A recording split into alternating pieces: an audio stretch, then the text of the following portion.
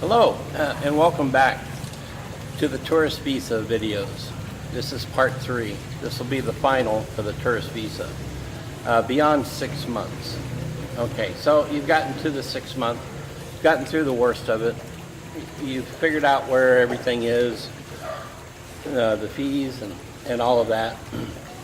So at 6 months, a couple things happen, and that's why I wanted to go over them here with a separate video. Okay, so first off, the minor item, and I talked a little bit in the other videos, is that when you go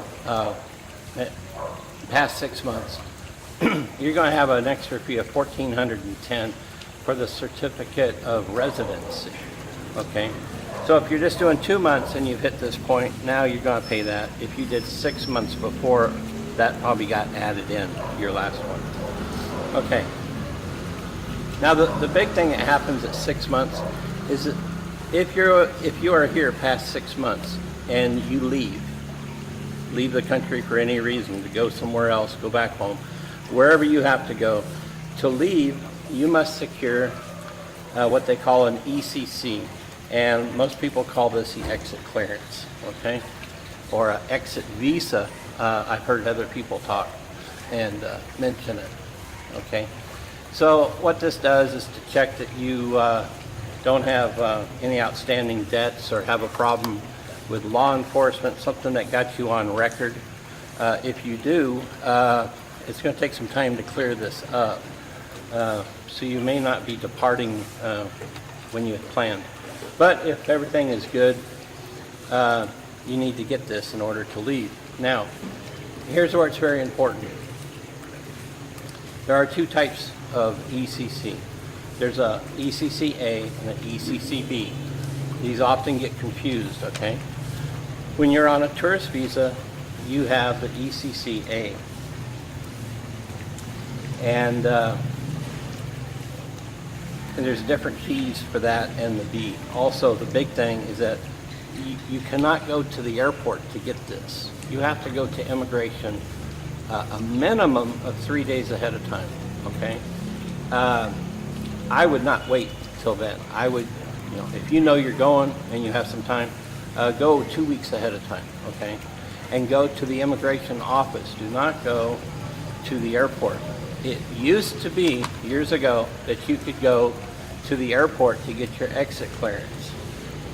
Now, the ECC-B, which would apply to me as a permanent resident, I can go to the airport and get mine the day of the flight, okay, and secure mine.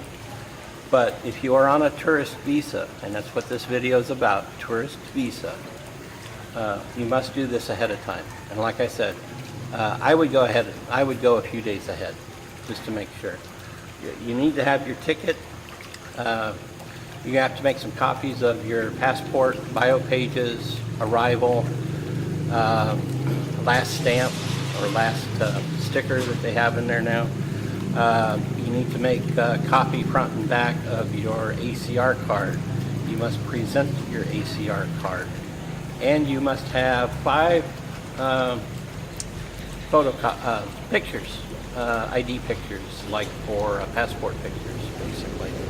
White background and that, okay? And the fee for this is 1,210 pesos, okay?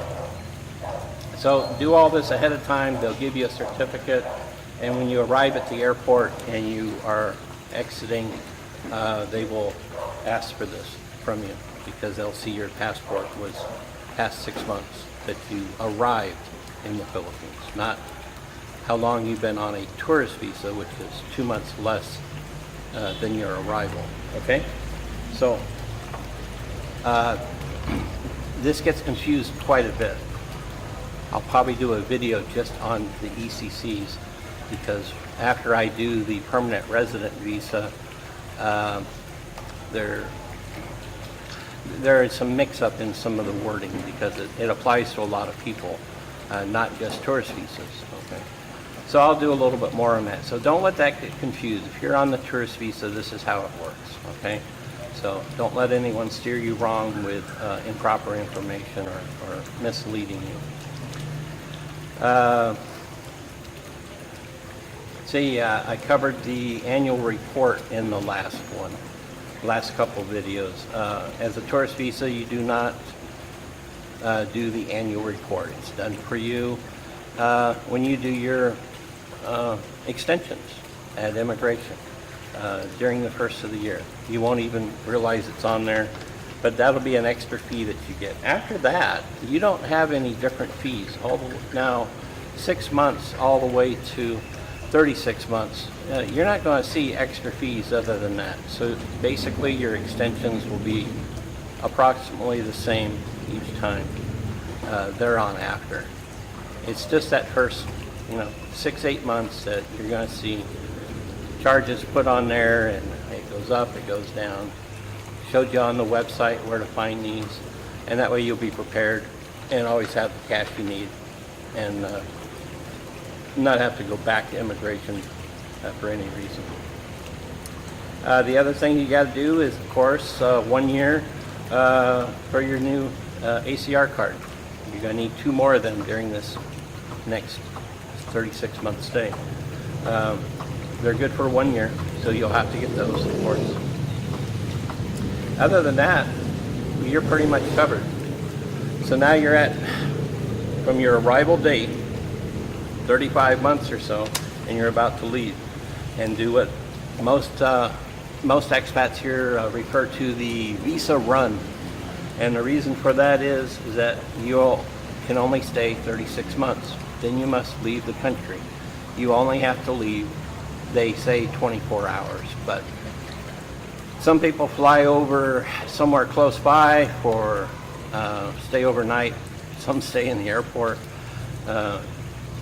get the first flight back, and you start this whole process all over again. Okay? Remember, when you leave on a tourist visa that you secure here in the Philippines, it is done when you leave. There is no re-entry on that visa at any point. No matter how much time you had left on that extension that you paid for, when you leave, it's done. So when you come back, unless you did something wrong, hopefully you didn't, it's just like you are coming here for the first time. Other than the fact you know how to do all of this, by the time you've done 3 years, you're an expert at doing visa extensions and taking care of your tourist visa. So that's pretty much it. Now, remember, it's just like the first time you came. So back in the first video, of course, so to do a visa run, you got a round-trip ticket, say Hong Kong, okay? So you go over to Hong Kong for the night, have dinner, see the sights, next day you fly back. That's your round-trip ticket. Remember, you still need the throwaway ticket again. So you're going to book 3 flights and have your itinerary ready to go again. As I said, it's just like you're brand new. It's just like the first time you've ever been here. So once you get through that, now you've done the complete cycle. And for those that stay on this and do it for years, and many do, you're good to go. You're an expert, a veteran. Okay. Just one extra note I don't think I brought up at any time during the videos. A lot of problem immigration has with foreigners that come here and are very rude to immigration officers. They haven't taken very kindly to this over the years, and the new president here has ordered a little bit more of a crackdown on it, and for good reason.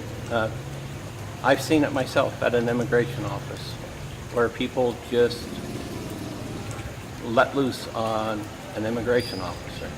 That's a mistake. You don't want to do that, okay?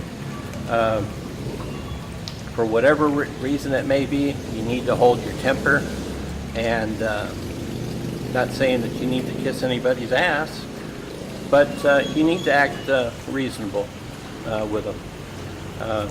You don't know what kind of day they've been having, and you go off on somebody, maybe it's not even that bad, but he decides, okay, that's it, you're done. And here's what happens. You get deported, okay? You can be deported. And if it happens at the airport, and it often does, you will be turned away. You'll be denied entry. And you will be blacklisted. And often this offense will get you about a 1-year blacklisting that you can't come back to this country. So I believe last year they showed 5,000 or 4,800 were denied entry, and more than half of them was because of being rude to immigration officials, okay, for whatever reason, denied entry. So be on your good behavior, hold your cool. There's no reason to be that way with anybody, and you certainly don't want to do it with an immigration officer here, because you do not have the right to be here. You're a guest. So that's as far as I'll go with preaching tonight.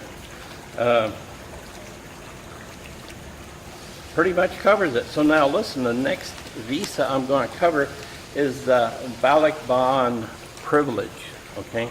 Some know that as a Balak-Baan visa, but it's not a visa. Okay, so if you watch the next one, you'll know.